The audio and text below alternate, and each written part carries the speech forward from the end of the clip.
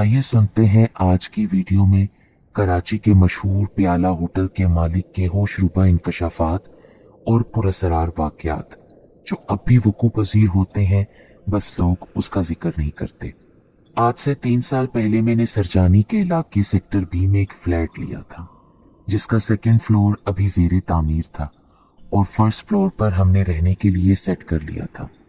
Ground floor पर मैंने और मेरी बीवी ने अपनी तमाम जमा पूंजी लगाकर एक होटल प्याला होटल के नाम से खोला था। जदीद स्टाइल के इस होटल की तज़ीन व आराइश देखने से ताल्लुक रखती थी। दूसरे, उसका मेयार भी इतना अच्छा था कि दूर दूर से लोग यहाँ आने लगे और ये होटल दिन ब दिन तरक्की करने लगा। हमारी तवक्का से बढ़कर उसमें तरक्की हो रही थी। जिन जिन लोगों ने उस होटल को देखा है वो अब तक उसे याद करते हैं। अगर हमें जरा सा भी अंदाजा होता कि बज़ाहिर तरक्की पाता ये होटल ही हमारी असल बर्बादी का सबब बनेगा, तो हम हरगिज़ उस पर अपना सरमाया न लगाते। इब्तदा इस तरह से हुई कि उस फ्लैट में आए ये हमारा दूसरा दिन था। हम कुल 3 अफराद थे, मैं, मेरी बीवी और हमारा 7 साला बेटा मुज्तबा। पहला दिन खैरियत से गुजर गया। दूसरे दिन मेरा बेटा खेल रहा था कि अचानक गिरने से उसके सर पर बड़ी गहरी चोट आ गई, जिसकी वजह से उसका काफी सारा खून बहने लगा। यह देखकर हम परेशान हो गए। उसे लेकर अस्पताल भागे जो यहाँ से काफी दूर था। इब्तदाई तिब्बी इमदाद के बाद हम वापस आ गए। अभी उसकी चोट को ठीक हुए कुछ ही दिन गुजरे थे कि वो बुरी तरह बीमार पड़ गया। बुखार की शिद्दत से वो बुरी तरह तप रहा था। उसकी ये हालत देखकर हम बेहद परेशान थे। बुखार था कि उतरने का नाम ही ना ले रहा था। दवा के साथ साथ जब दम दुरूद करवाया गया तो उसकी हालत में बेहतरी आई। तब जाकर हमारी जान में जान आई। अभी सुकून भरे कुछ ही दिन गुजरे थे कि मेरी अपनी तबीयत खराब हो गई और ब्लड प्रेशर इतना बढ़ गया कि डॉक्टर हैरान थे। मैं वॉशरूम जाता तो सवाए खून के और कुछ ना आता। मेरी कमजोरी में दिन ब दिन इजाफा होता जा रहा था। दवाइयों के साथ साथ दम दुरूद भी करवाया, तब जाकर मेरी हालत संभली। उस दिन मेरे कुछ दोस्त मेरी तबीयत का हाल पूछने आए हुए थे।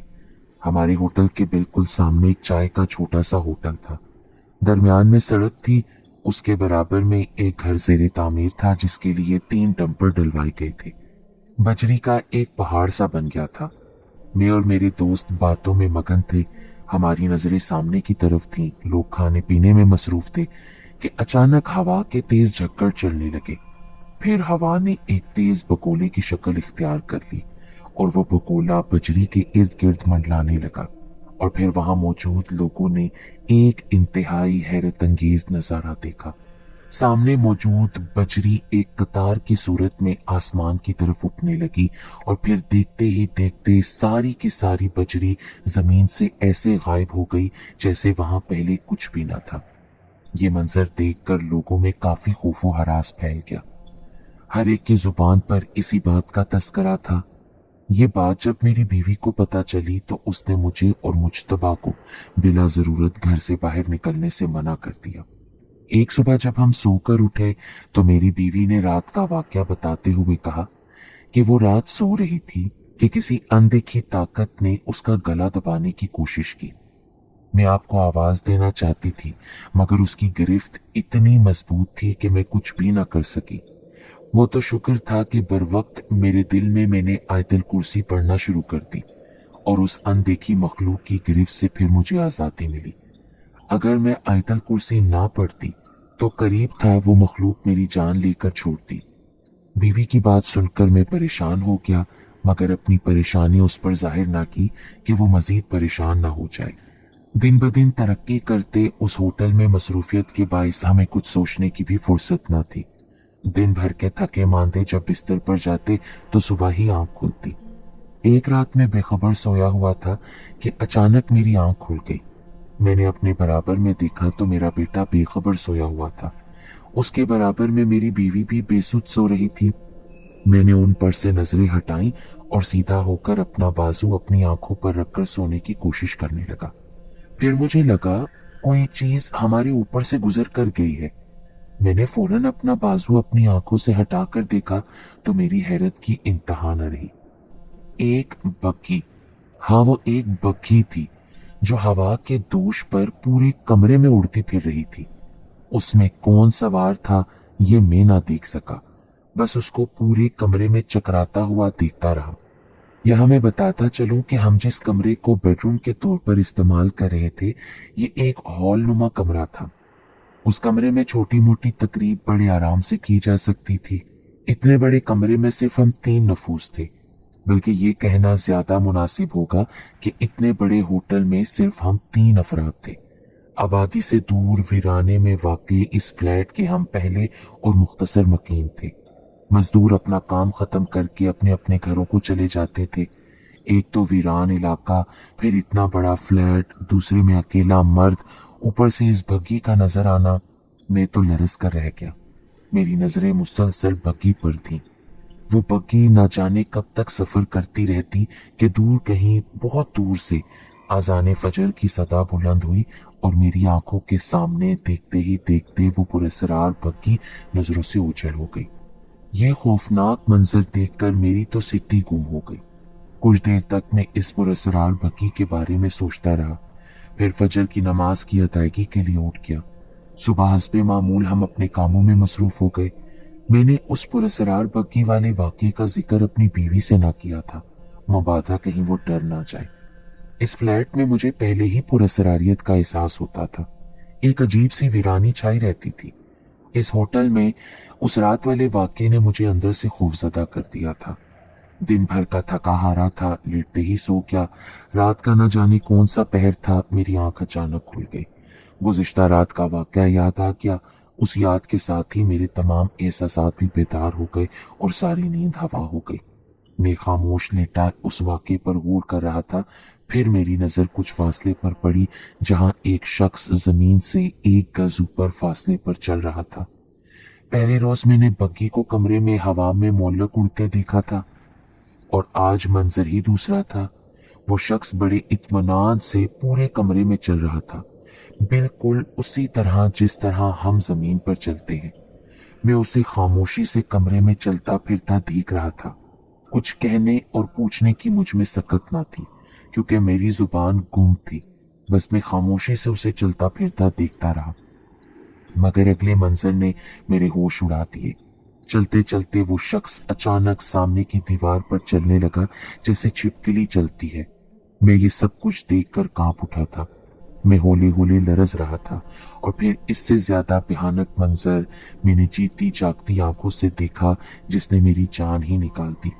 मेरे जिस्म के हर मसाम से पसीना फूट पड़ा। कमरे में बावजूद खुनकी के मैं पसीने में नहा गया। वो शख्स चलते चलते कमरे की छत तक पहुंच गया।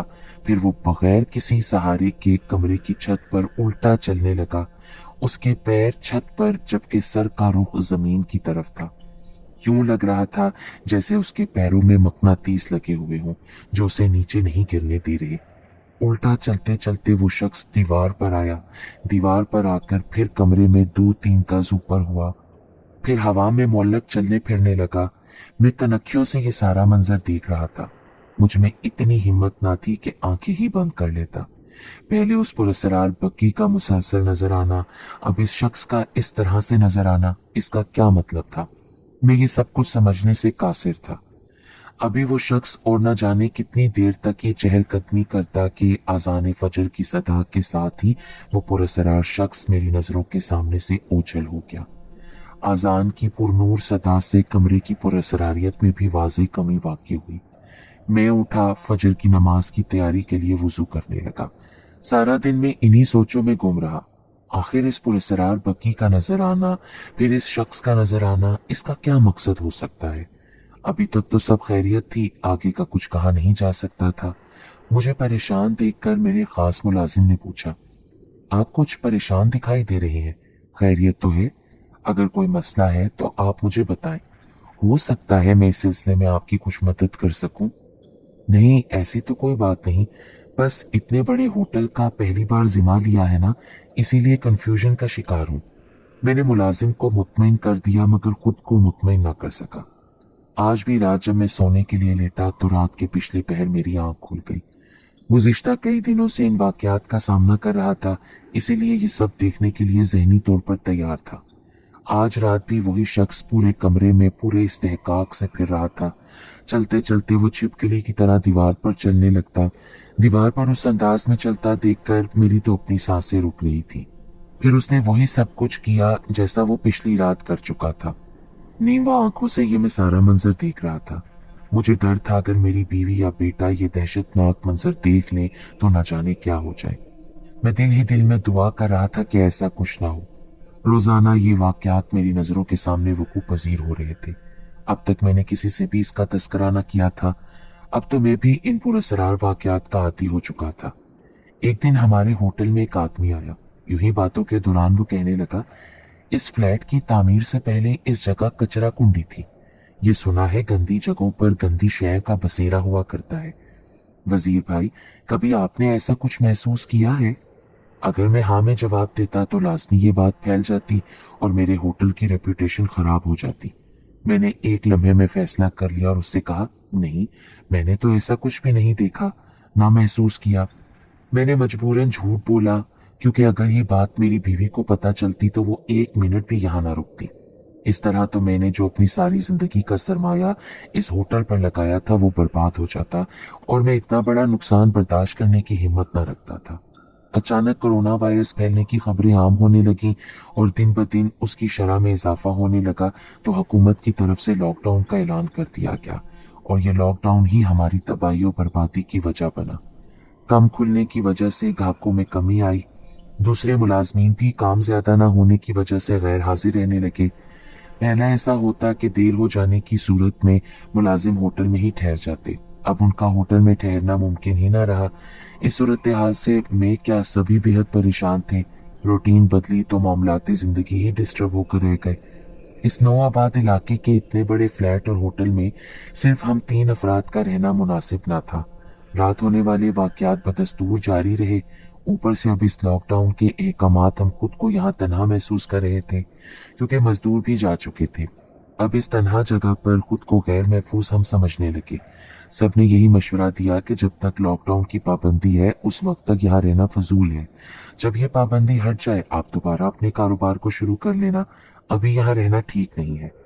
मुझे भी यही मुनासिब लगा और मैं अपने बीवी बच्चों समेत वहां से वापस आ गया। सवाए चंद जोड़ों और कुछ छोटे मोटे सामान के हम अपने साथ कुछ ना लाए थे। इतने फलते फूलते होटल को ताला लगाते मेरा दिल नहीं कर रहा था, मगर क्या करता, ऐसा मेरी मजबूरी थी। अगर मजदूर साथ देते या इतने सख्त अहकामात का डर ना होता तो मैं हरगिज अपने होटल को ताला ना लगाता। मैंने होटल के सबसे काबिल एतबार मजदूर को उस होटल का ख्याल रखने की ताकीद की क्योंकि वो शख्स सरजानी का रहने वाला था।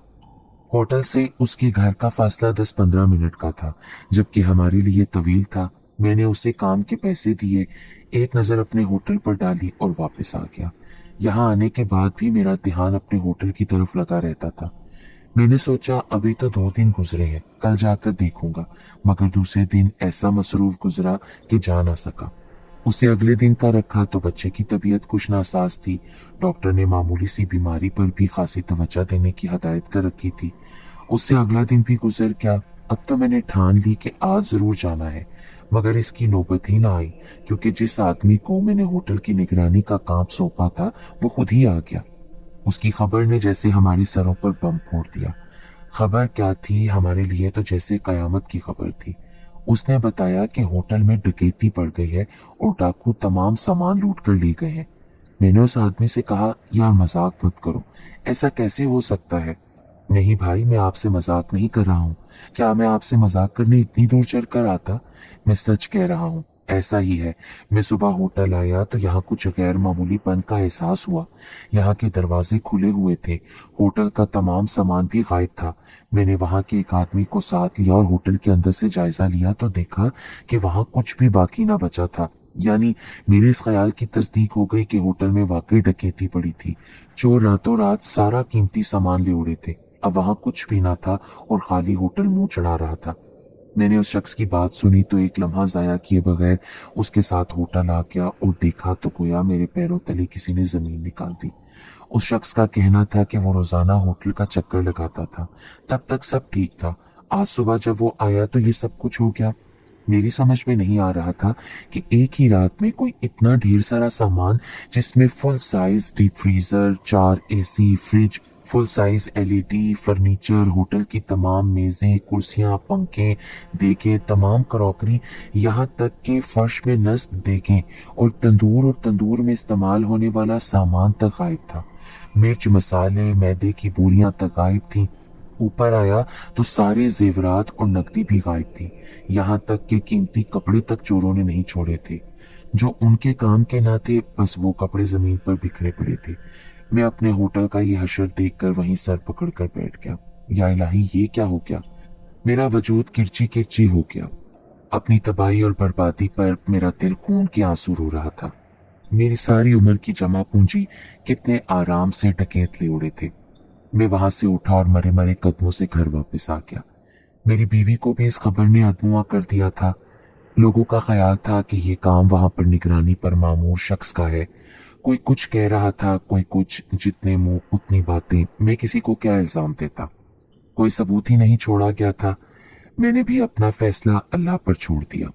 आज मैं सोचता हूँ, इस फ्लैट में शिफ्ट होने के दूसरे दिन ही मेरे बेटे का जख्मी होना, फिर बुरी तरह बीमार पड़ जाना, फिर मेरी जान के लाले पड़ना, होटल के बाहर बजरी का गायब होना, रोजाना रात में पुरस्कार भग्गी तो कभी उस शख्स का नजर आना।